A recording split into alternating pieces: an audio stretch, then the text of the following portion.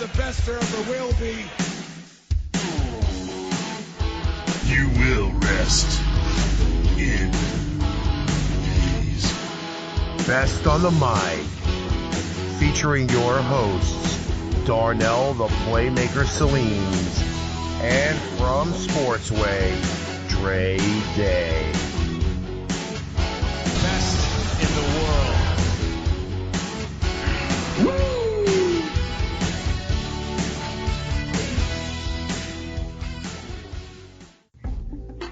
Ladies and gentlemen, we are back, Best on the Mic podcast, and what can I say? We are at the final floor. A long journey is soon about to end. So, you already know me, your host, Darnell the Playmaker Saleens, Jacksonville, Florida.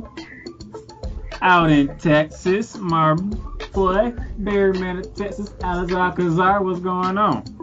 How's it going, fellas? Hey, just so you guys know, I got done voting a couple days ago. It was a hassle, but I got it done. I voted yesterday, before I went to work. So yes, if you can, go vote now. Don't wait till November 3rd, get it out the way. And representing Brooklyn, my brother, the Yankees fan of the podcast, Dre Day, what's going on? What's going on? What's going on? The Hood's ESPN is back in the building. Yes, get out there and vote. I can do mine next week. I think we can start doing our early voting next week. Oh, before we get started, you know you gotta say your line for me. Oh, it's episode time, motherfuckers. That's our cue. And like I said, we are at the Final Four because we went through the Elite Eight. Fellas, we had some good close matchups and one not so close whatsoever. But that's neither here or there. And to start it off with, we had Alex.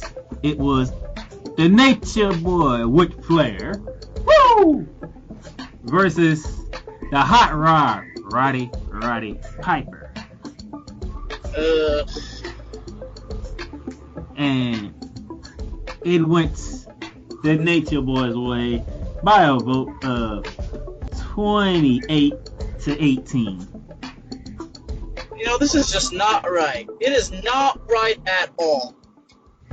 Because while Ric Flair probably had the craziest promos, Roddy Piper had the crazy promos too, but he had his own talk show, and he had his craziest promos on his crazy talk show.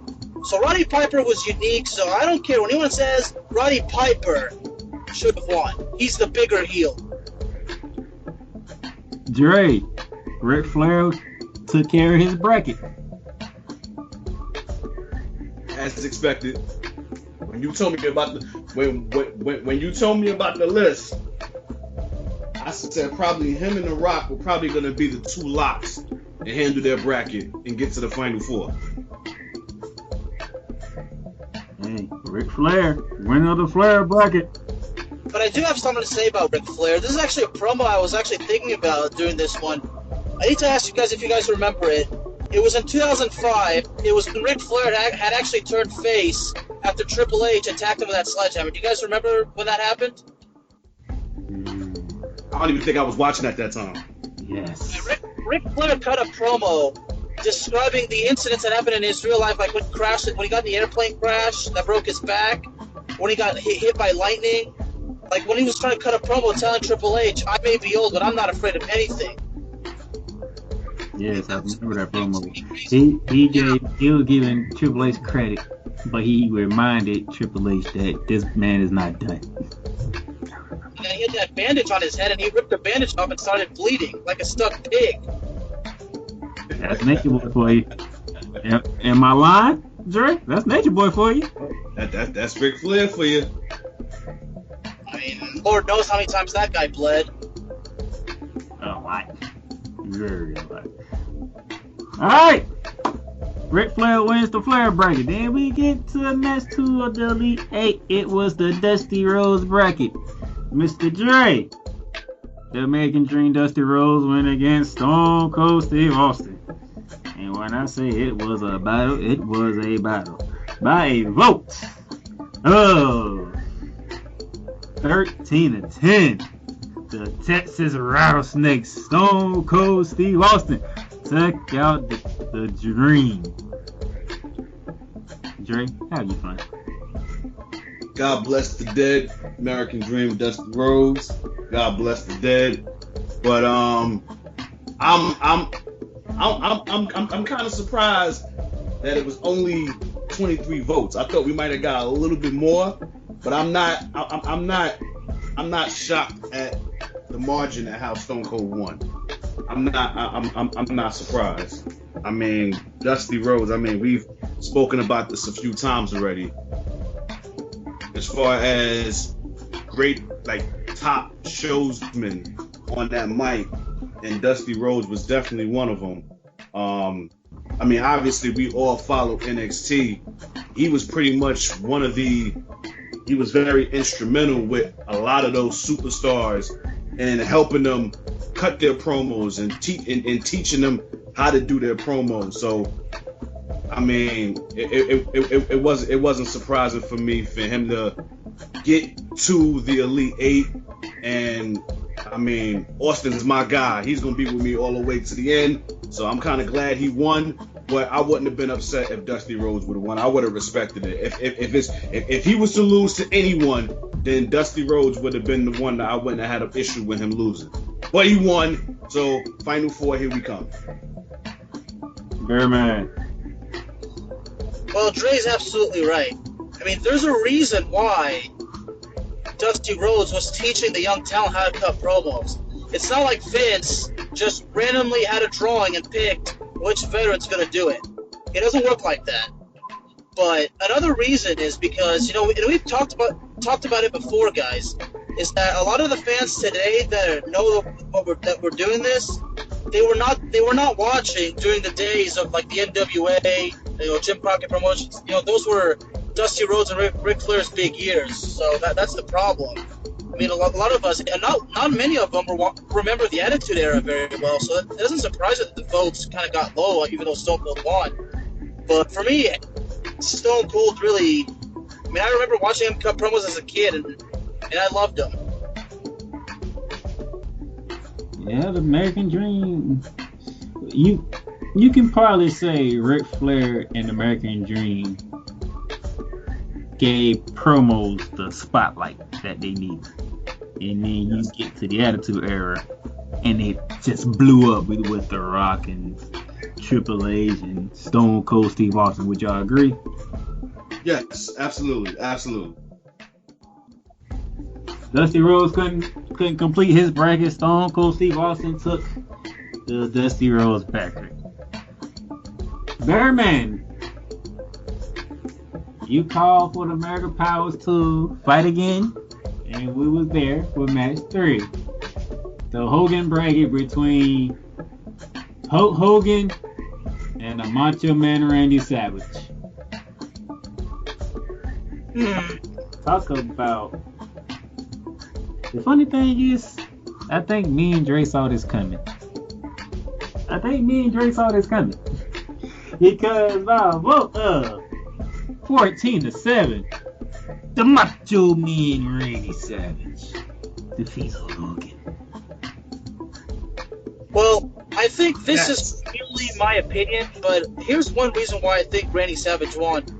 Number one, a lot of wrestling fans always considered him to be better, but I'm talking also about the fact that when people learned about how Hogan was backstage with all his backstage politics, Randy Savage was the kind of guy that would help guys get over. Hulk Hogan was not like that. So a lot of people really upset with Hogan because of how selfish he was, Remember, there's a reason. Some people say, why do you think Roddy Piper was never had the belt on him? Because they say Hulk Hogan never wanted to put him over.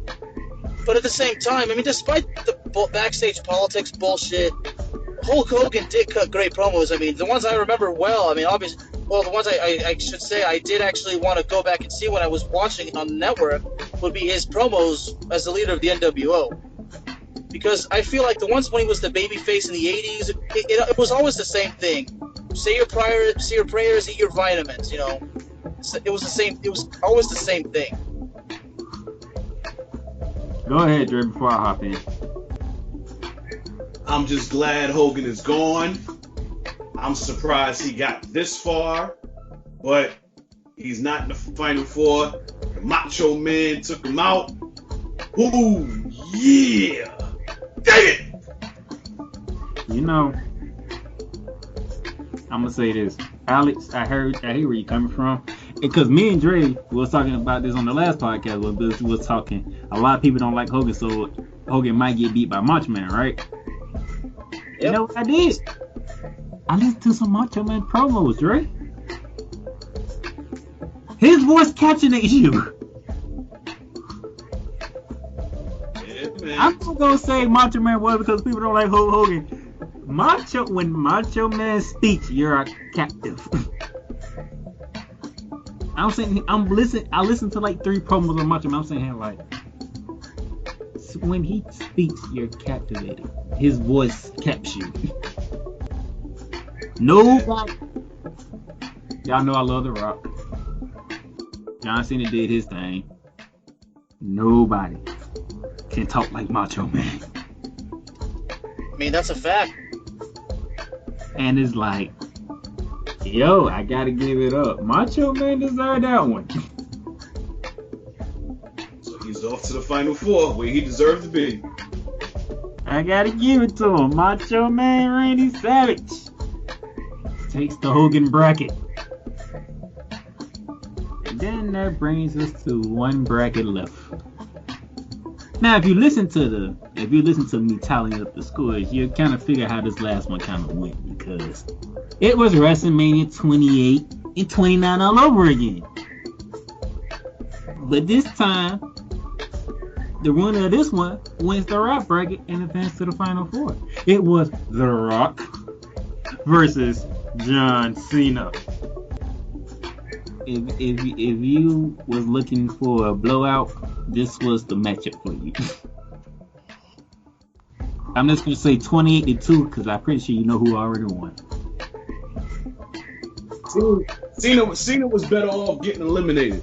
He was better off getting eliminated before, because again, like I said earlier, when the 4 brackets were put together, you can make a case that 2 of them were guaranteed heavy favorites to get to the Final Four.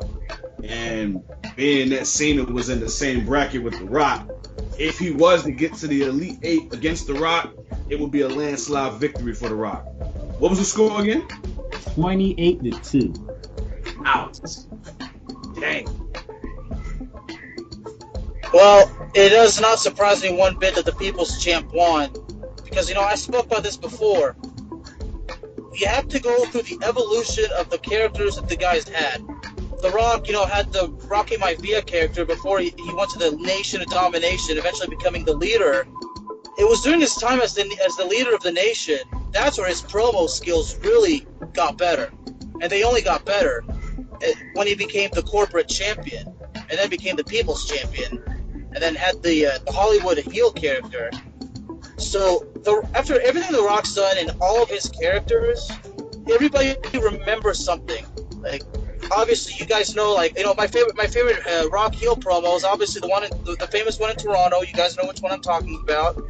There's also the one where he was the special guest referee, and then you guys know 1, 2, 3. 1, 2. It doesn't matter if The Rock counts to 3. Like I was saying, the glasses never. I can't help it, but the glasses never fell. But that's too. But as far as the corporate champion, I think when he was cutting that promo on Mankind, that was usually I think that was the best one. So if he was cutting a promo on Stone Cold at the time, that's what I remember the most. As far as the Nation, I really don't remember, honestly. I don't think I watched wrestling when he was a member of the Nation. The Rock takes care of his bracket. So as Dre said when we begin, the 2 top seeds took care of their bracket. Flair took care of his. The Rock took care of his. The other 2, they made it to the Elite 8, but they got ousted. Dusty Rhodes was taken out by Stone Cold Steve Austin, and Hogan was taken out by Macho Man Randy Savage. Are we satisfied with the Final Four? Oh, I know I am. Well, I mean, I'm obviously not really happy that Roddy Piper didn't make it, but it is what it is. Hey, Ric Flair's the top seed for a reason. Okay. I mean, he's the leader of the Four Horsemen, so. I mean, okay. Who was the number one overall? Ric Flair. Oh, okay. Because I don't think we ever. I don't think we ever asked that question. That was the first name I put on the list. There you have it, and I know Alex is not at his laptop at the moment, so, but I'm pretty sure, Dre, you can pull up the brackets, can you? Shit. My shit acting up right now, so right now, I'm just doing this on the fly. I'm doing this on the cuff. And I'll take care of this then. Oh. You know, Flair went through Ron Simmons, Mick Foley, The Undertaker, and Roddy Piper. Austin went through Superstar Billy Graham. No, I take that back. No, Bray Wyatt. No, Baron Corbin first, then Bray Wyatt, Jake the Snake Roberts, and Dusty Rhodes. Macho Man, Mark Henry, Samoa Joe, Paul Heyman, Hulk Hogan. And The Rock went through Steven Richards, Jason DeBarge, Jim Cornette, and John Cena. Now, for those of you who are looking to recall how the votes took place in those matches, you can go to the website, theplaymakersblog.com, because I laid all that out there for you. How all four made it to the final four with the numbers. So, Alex, what was your favorite bracket? You know, probably the Flair one, to be honest, because let's be honest, when you think of professional wrestling, it's the legends from back then that really come to your mind, even though unfortunately we didn't watch them in their prime.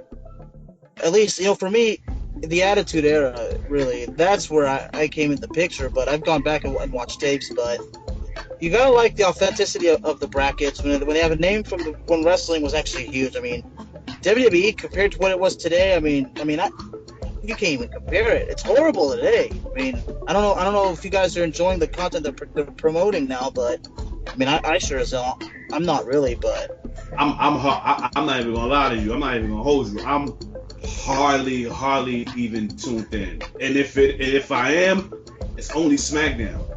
It's only SmackDown that I'm interested in. Yeah, that's pretty much the only thing. The whole thing with Roman Reigns and then Jey Uso. Yeah. We can get into that. Because episode is this Sunday. But you said the Flair bracket, so we had Ric Flair, Roddy Piper, Eddie Guerrero, Razor Ramon, La Champion Chris Jericho, Johnny Gargano, Vince McMahon, The Undertaker, just to name a few. I mean, exactly all the big names. Chris Jericho, the Roddy Piper, Eddie Guerrero for one. That's the Flair bracket. Dre, what was your favorite bracket? I have to agree with Alex. I think the Ric Flair bracket. I gotta agree. I have to agree with all those names that you just mentioned. I have to agree with Alex. I think the Ric Flair bracket was very interesting. Again, I still wasn't surprised that he got out the Final Four. I mean, he got out. He got to the Final Four. But just to have all of those names all in the same bracket, that's a bracket that's very dangerous. And luckily for the Nature Boy, he was able to get out of there unscathed. He did bleed a little bit though, you know. He jammed up a little bit. He showed he could bleed, but he got out of there and now he's in the Final Four. But yeah, I gotta agree with Alex. I think Flair's bracket was definitely my favorite. I'm gonna surprise y'all. Hogan bracket was my favorite. I mean, when you put Hulk Hogan, Christian almost caught Hulk Hogan slipping, Velveteen Dream, the King Lawler, Xavier Woods, Booker T, Kurt Angle, Miz, Edge, Heyman, Joe, Macho Man. It would have been my favorite if Booker T would have advanced. But being that he didn't, can't make that my favorite bracket. He got to the Sweet 16. Nah, he needed to take out who I needed him to take out. You knew that wasn't gonna happen. I needed him to take Hogan now. If he'd have got him out, then that would have definitely been my favorite bracket. Because he did what I needed him to do, but it didn't happen. Hey, when you get Jerry the King Low, you was on the edge. You was like, I don't know, man. This might go either way. Yeah, man. Well, Jerry King Law was no slouch.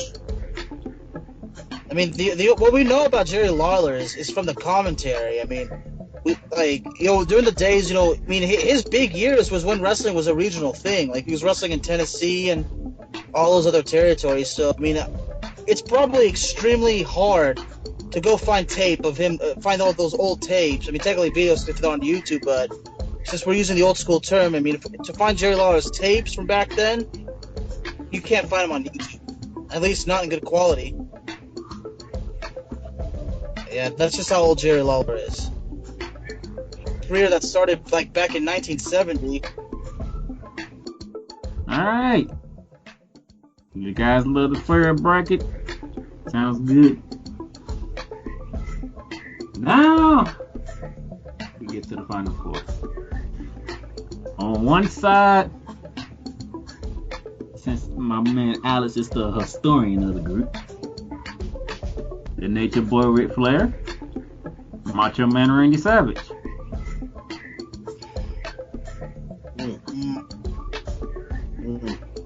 You know what? Here's a prediction that may be the most realistic. If Ric Flair beats Roddy Piper, he's definitely going to beat Macho Man. He's endorsing Ric Flair, Dre. Huh? He's endorsing Ric Flair.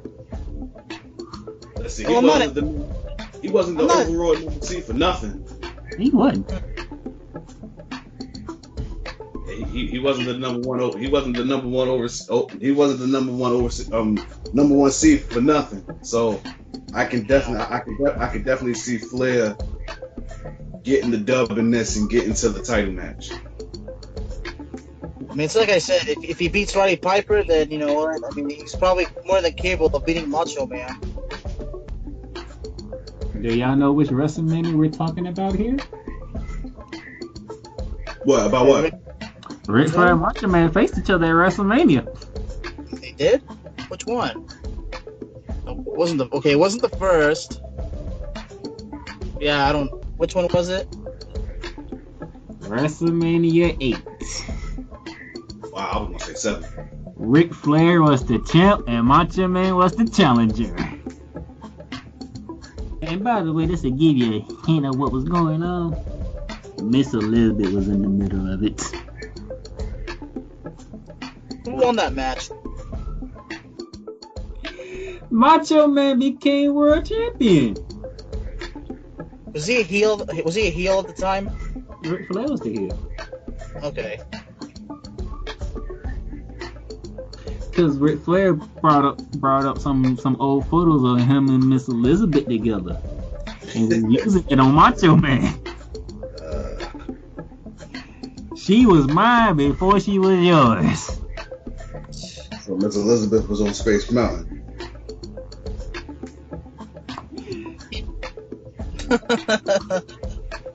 That's why I love being a host. Because when you do your research, you find out some stuff.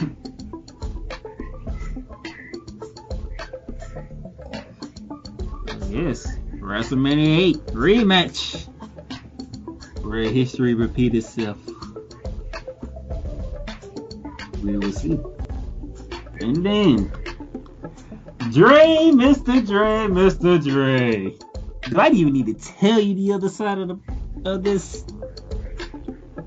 You don't have to, but being that we're doing this, it's only right that we mention it. I ain't gonna say no WrestleManias. I ain't gonna say no pay-per-view. I'm just gonna say Attitude Era all over again. Because on one side, you have the Texas Rattlesnake, the toughest SOB, Raising Hell, Stone Cold Steve Austin against the jabroni beating, pie eating, trailblazing, eyebrow raising, gonna whoop some candy ass The Rock. Oh boy. Shit just got real, fellas. Even more real. This was title match worthy, but we gotta get it in the final four. We gotta get it in the final four. This right here should have been the title match, but the way the brackets were set up, this is how, this is how it be. So they're gonna have to thug this out. This reminds me of when I don't know if y'all remember this. When the Fab Five was together, I believe it was their second. I think it was their second year together before they who was it? Who the hell they played? I believe they played. I think they played Kentucky in the national semifinals and wound up playing Carolina in the national title game. And they felt like going into the Kentucky game, it was like the national title game. So with this match here with Rock and Austin, this right here is title game worthy. Not semifinals, but hey, it is what it is, and I cannot wait to see where people is gonna pick this. It's gonna be a bunch of motherfuckers that's gonna give us a hard time with this. I already know. Where do you pick? Where do you go? How do you decide? You gotta do this one last. You can't do this one first. Like this, like you know how Final Four they have one game at 5 something, and then they have the second game at 8 something. Well, Macho Man and Ric Flair, they're the opening act. Rock and Austin is the headliner. That gotta be the last one posted. That can't be the first one. I agree.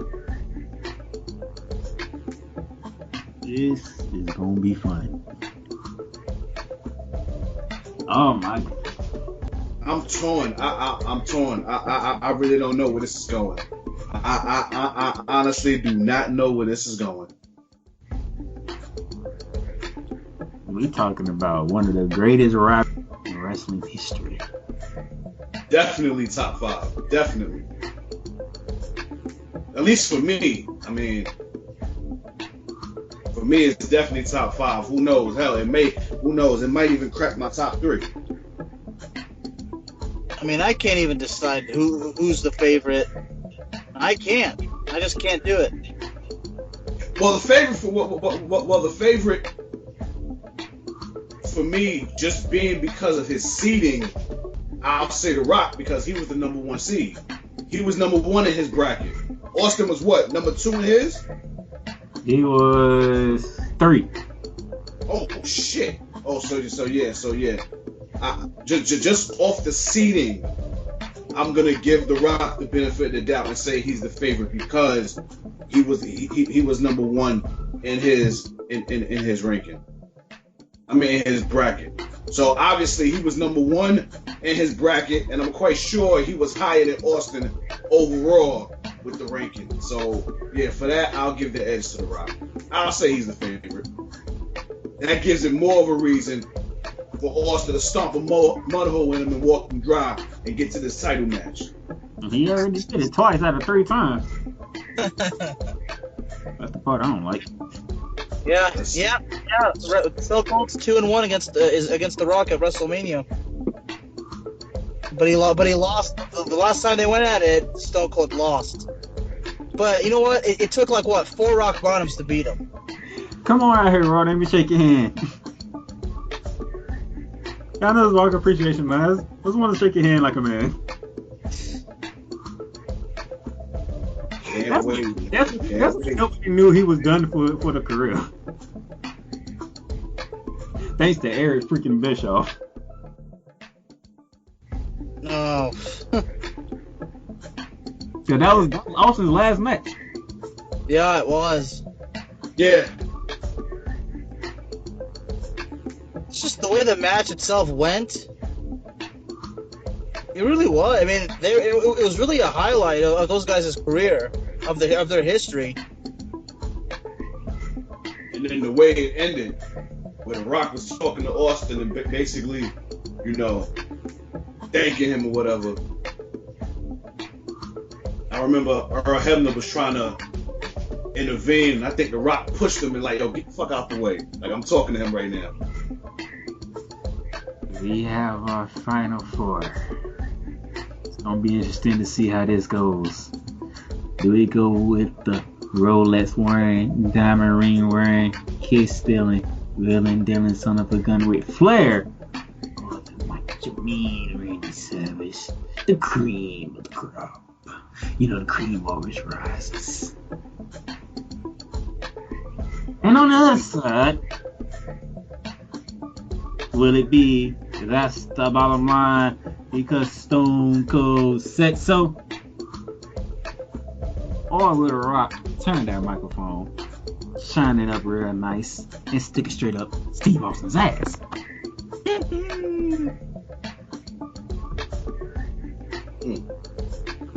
That's where it's gonna be fun. This is gonna get a lot of votes. This one might break. This one here might be the most. We might get the most votes for this one right here. We'll see. But before we get out of here, let's do a little bonus special, fellas, because if my memory serves me correct, there's a pay-per-view Sunday. And I believe it's called Hell in a Cell. Now, we all watch Hell in a Cell matches, correct? Sure I've do. watched. Yeah. I mean, I haven't been watching the ones lately, but if there's a Hell in a Cell match this Sunday I'm looking forward to, I think you guys would know which one I'm talking about. It involves a certain fighter that Dre is very fond of. I mean, I'm fond of her too. It's unpleasant. We have 3 cell matches. Yeah, but it's only one I'm really interested in. Well, actually, no, two. I'm just in all 3. Nah, I'm only interested in 2. Because, let's see. Let's go ahead and let Dre have this one because we finally was waiting for the rivalry to begin, and it's now here. The SmackDown Women's Champion Bayley against the boss Sasha Banks inside Hell in a Cell. Yes. How we feeling? I'm feeling great. I'm feeling great. This is what I wanted. I wish that this pandemic wasn't here so that fans can be able to witness this shit live. Because amen to that. Listen, if history serves me correct, the last 2 times that these women have been in that ring together one-on-one, you can make a case that they've delivered some of the greatest women matches. In fact, fuck that. I'm not even gonna say women's matches. I'll say greatest matches in WWE history. When them two get in the ring together, like their chemistry is top shelf, and the fact that they're best friends in real life, it makes it even better. It's like Triple H and Shawn Michaels, like they're best friends. So when they jumped in the ring together, they was able to show out. They was able to trust each other. They had that chemistry. We're gonna get there in this Hell in a Cell with Sasha and Bayley. Bayley doesn't have no experience in Hell in a Cell. Sasha does. But I think it's time that Bayley's title run comes to an end anyway. She's had it long enough. I was glad when she won the belt. I'm glad she had it for this long. I loved it. I love her heel run. I know there's some people that don't. I loved it. I felt like it was about damn time that she got it, and she hasn't looked back. But yeah, I think now it's time for the boss, Blueprint, to now be crowned the new SmackDown Women's Champion, and that's gonna happen at Hell in a Cell. No diggity, no doubt. The Blueprint on the blue brand. You know, Sasha and Bayley prove a point with their chemistry. Just like Becky Lynch and Charlotte. Like, the girls, they can put on a hell of a show, too, if you just give them the chance. I mean, you know, honestly, I do not like the fact that these girls were once called divas. I mean, they're not divas, all right? They're female fighters that work their ass off and risk their life just like the men's do, but they don't get the same TV time as the men's do. Sasha Banks, she knows her crap just as Bayley, okay? If she wins the title on Sunday, great. But part of me says, you know what? If they're building her up to give her a main event push at WrestleMania, if she wins the title at WrestleMania against Bayley, I would be all for that. But I think it's not only should Sasha have the belt put on her, but for God's sake, let her hold it for a fucking long time. I mean, it's not fair. I mean, I get it. It's not like they put the belt on her briefly, but still, I mean, come on. Sasha has the chemistry. She has charisma. I mean, she's got a unique character. I mean, she's an amazing talent. She's worked her ass off. She's been patient. That's what WWE always tells her. Just be patient. Just be patient. We got plans for you. I'm like, well, come on. It's about time. She's been on the roster for like 5 freaking years now. I mean, how much humiliation, how much getting buried does she need to suffer now? Enough of it. You know, give the boss her push. Yeah, man. I think it's time. I think it's time. It's gonna have to be now because I know who's coming behind. I got a feeling who's coming behind her. Coming behind who? Sasha? Yes. I'm waiting on this moment to come so she can get her belt. Because she should have got one in NXT, but they didn't give it to her. Don't worry, she'll get the SmackDown title eventually. I'm waiting on. Well, listen. As long as it's who I think you're talking about, I'm okay with it. You know exactly who I'm talking about. As long as it's the EST, I'm all for it. Huh? Of WWE. Oh, I'm waiting on Bianca Belair to get her reign. I'm waiting on it. Well, as long as it's her, then I'm good. As long as it's her, I'm okay. She should have had an NXT title run. She should have. So now that she didn't get one, it's only right that she get it on the main roster. It's just like Becky Lynch. Becky Lynch didn't get she didn't get an NXT women's title run while she was down there. She had to wait till she got to the main roster. That's Hell in a Cell number uno. Hell in a Cell number 2. Drew McIntyre, Randy Orton, WWE Championship. I'm not gonna lie to you, Dre. Every time they give Randy Orton another opportunity, I feel like your prediction is coming true. And I think this is the one right here. Oh, you think he's gonna get the dub in this? Drew beat him twice already. I don't see Randy losing 3 in a row. You finna give him a Hell in a Cell match? A match that Randy Orton is very familiar with, by the way. And Drew McIntyre has never stepped inside Hell in a Cell until this past Monday. Not for nothing. I haven't been impressed with his title run anyway. I haven't. Maybe the pandemic got something to do with it, but listen, Randy Orton is Randy Orton. I have no objection with him being in the title picture. If the pandemic happened, go ahead. If the pandemic happened, and everybody was there to see Drew McIntyre knock out Brock Lesnar, I don't think Raymond James Stadium would have been Raymond James Stadium anymore. That would have been dope for them to witness him take that shit off him. That would have been dope.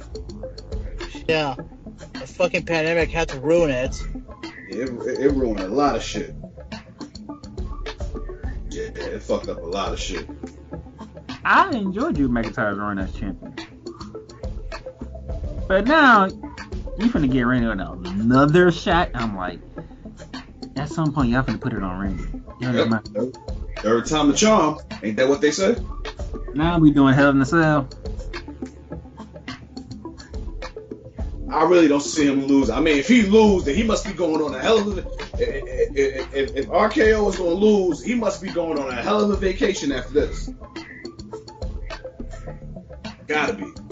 Bearman, what you got anything for Drew McIntyre, Randy Orton 3? Well, I haven't been putting up much about that rivalry. I mean, it's like I said, I pay very little attention to WWE now, but as far as Drew McIntyre goes, it is sad that his WrestleMania moment had to come at a very, it had to be ruined because of, stupid, coronavirus. But I mean, I remember when Drew McIntyre, when he first came, he had the Intercontinental title run. He was considered the chosen one, and then he became a jobber. Then eventually 3MB got released, came back to NXT, and then apparently, he had the NXT title run. We thought, I guess, the future, they would finally actually give him a push. Comes back, has that alliance with Dolph Ziggler, and then nothing happens. I was like, damn it. They just buried him again, man. But then it changed, so I was like, you know what? If the fans are still happy with McIntyre, they got to keep the belt on him. I mean, he's gone through too much, to have to drop the belt in the Hell in a Cell to Randy. I mean, I respect Randy, and I'm sure Randy probably has to feel somewhat the same way. I mean, yeah, Randy, he knows that Drew worked so hard and had to go through so much crap, and humiliation, to get to this far. So, I think it's best for business to have Drew McIntyre win. And then that brings us to Hell in a Cell numero 3. The most personal Hell in a Cell match that we are going to see. It's already bad enough as Hell in a Cell, okay? But we throwing a I Quit match in this too? It's Jey Uso, the one man who hasn't acknowledged the tribal chief Roman Reigns. I'm gonna start with Alice first. When I watched, whether it was Night of Champions, usually when you say a match made you feel uncomfortable is a bad thing, right? Yeah. This match, however, was uncomfortable, but the storyline makes it all make sense. Sure, what's going on? Obviously, I mean, obviously Roman and Jey Uso are actually they're cousins. I know that because of the Samoan dynasty. But Jey Uso had his first ever singles title match in his whole career, and it's for the biggest prize in the business. And it's against your family. It's against your cousin. Your kinfolk. Your cousin been at the top. You just started, basically. And Roman Reigns said, yo, I love you. I have to draw the line here. And I must stay at the top. We got you the title shot that you wanted, but you cannot take it off me. I'm the leader. Not only the leader of the WWE, not the leader of the locker room, I am the leader of the family. Dre, this is personal. And I love every minute of it. Listen. When I said earlier that I only watch SmackDown, this is the reason why. The storytelling for some of these matches in Hell in a Cell on the SmackDown side just wipes the floor with everything that's going on Raw right now. Everything. Just take Bayley and Sasha, Roman and Jey Uso. Just take their two. Just take those two matches. They kill everything on the Raw roster currently, right now. Even the Hurt Business, and I'm enjoying what they're doing, but what Sasha and Bayley have been able to do and hold that women's division down, not only just for Raw, but just for SmackDown as well. And what Jey Uso and what Roman are doing, top shelf, phenomenal. I love it. I love it. And that's why I say right now, remember a year or two ago, Stephanie and Shane was always going back and forth on which show was the A side. Well, right now, in my honest opinion, the Blue brand is the A side right now, currently. My honest opinion, when the last time Raw was the A? I don't care what they say. When the last time Raw was the A show? Even when they're trying to make it seem like SmackDown was the B show. Not to the fans. The fans were tuning in SmackDown. I mean, from 2002 to 2006, both shows were great, but SmackDown sometimes SmackDown was a bit better. We had like Eddie Guerrero, JBL, Rey Mysterio, Kurt Angle. I mean, that's when SmackDown was at the peak. And then, in 2002, 2003, when Vince McMahon had the evil boss character constantly there, and when Brock Lesnar was just getting started, I mean, SmackDown was really at the top of its game. Paul Heyman was the head writer for SmackDown.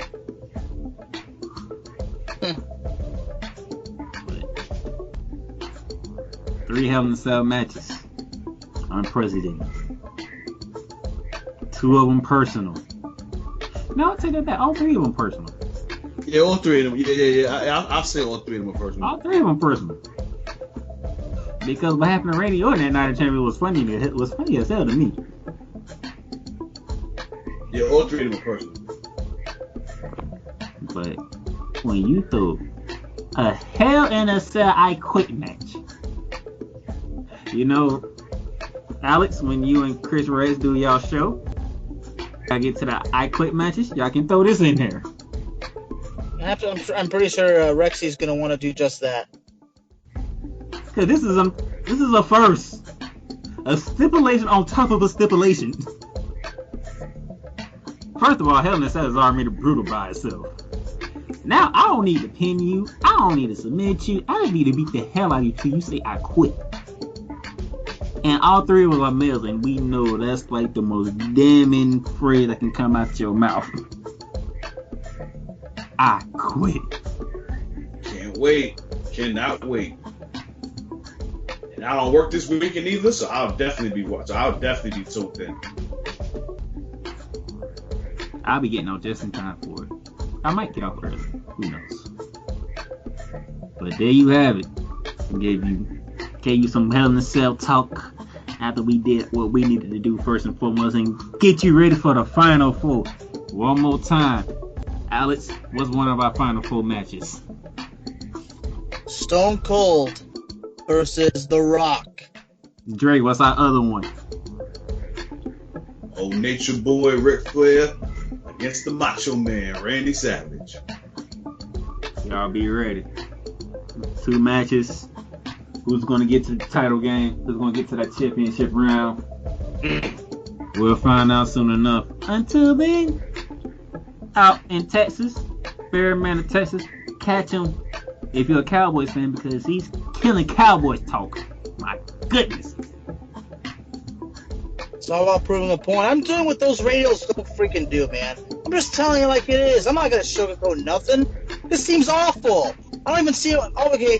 You want a preview? I don't see him winning a game for the rest of the year. And yeah, I did just say that. Did you catch that, Drake? What? Did you hear what he just said? Nah, what he said? Cause I did. Did you just say the Cowboys ain't gonna win another game? I don't see it happening. I can't. Come on, there's no offensive line. That defense couldn't stop a freaking Pee-wee team, for God's sake. Yeah, Cowboys fan people. Wow. Well, disclaimer. Well, disclaimer. For my next episode, which I actually dropped earlier today, episode 150, Sportswear with Dre Day podcast. When I did my game picks, I actually did pick the Cowboys to beat the team with no nickname. So hopefully they do get the win, because what's going on with the Cowboys right now is very pathetic. But hey, I love it because that's how much I hate them. I love the torture that's going on with these fans right now. I love it. So, Cats Cowboys talk. You're enjoying it, all right. It makes my night complete seeing them lose. Even though I picked them to win. But I don't mind them losing though. So, y'all check that out. Cause he's doing it. He's doing it over there. I'm not gonna front. When I looked at the numbers, I'm like, damn, he over there killing me. Jeez. Gotta keep going, man. Gotta do what it takes. Even in a bad season. It's like I said, it's because I'm not doing what the radio does. I mean, I'm not gonna be held back. I'm not gonna be scared, and I'm not gonna go and live with a mentality saying you can't go on the radio and say the Cowboys suck. Like, well, they fucking do. So I'm sorry for the language, but they fucking suck. Stop telling me to lie to the fans. I mean, come on. We're journalists. We're supposed to tell the story. We're supposed to tell it like it is, right? There you go. Like my boy Dre just said out in Brooklyn. Sports Wave Dre Day. He just dropped his. I'm pretty sure he talked about what happened to Aaron Rodgers this past Sunday. Oh, absolutely. Mason feel real good. Yeah. He gave the Packers their first loss of the season, and Aaron Rodgers threw 2 picks. Not 1, 2 picks. Well, I called it. I said he was going to throw an interception that game. I didn't think he'd be 2, but I did say that Tampa was going to force him to throw an interception, and I was right. And now you get to go to Vegas. And as for me, the LA Rams fan over here, dropped my episode today too. Didn't get a chance to promote it like I wanted to, but I can do that tomorrow. Because we don't play the Monday nights. And we got damn Nick Foles and them damn Bears coming into town. After we just lost to the San Francisco 49ers. You know, one of the biggest subjects in football to talk about is that Ryan Fitzpatrick got badly disrespected. Yeah. I'm not gonna lie. I was very on the fence with that because I mean, I get it. You draft 2 or 5. You're not trying to have that boy sit down. You want to get him. You want to get him in the starting lineup some way, somehow this season. But the Dolphins are still in the race for the division. They're only 3-3. If Buffalo lose their next game and they win their next game, they're tied for first place. So I don't understand why they made the move now. But this must mean they must have had this in the works already. Dre, you know what you just said right there? Huh? Mind if I give you credit for that? Because you know his first starters are going to be against? Who to it? Aaron Donald.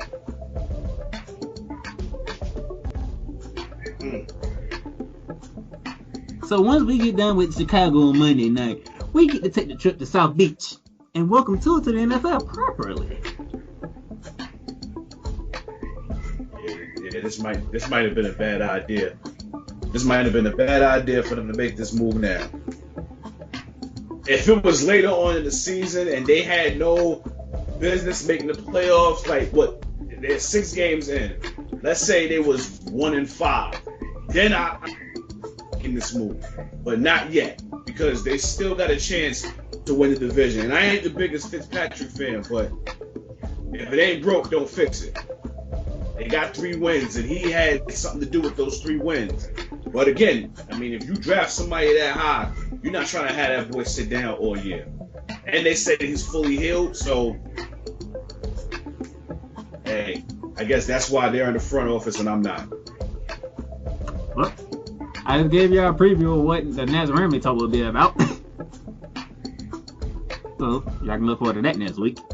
But, out in Texas, Bearman, Brooklyn, Dre Day.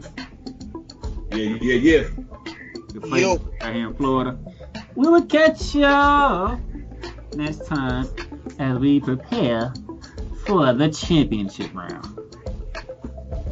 All right. Night, everyone, and go vote. Every vote counts. And yes, go vote. If you can do it now, go vote. Please. Thank you. Adios. Peace, peace, peace. Be safe. Stay safe. May the force be with you all.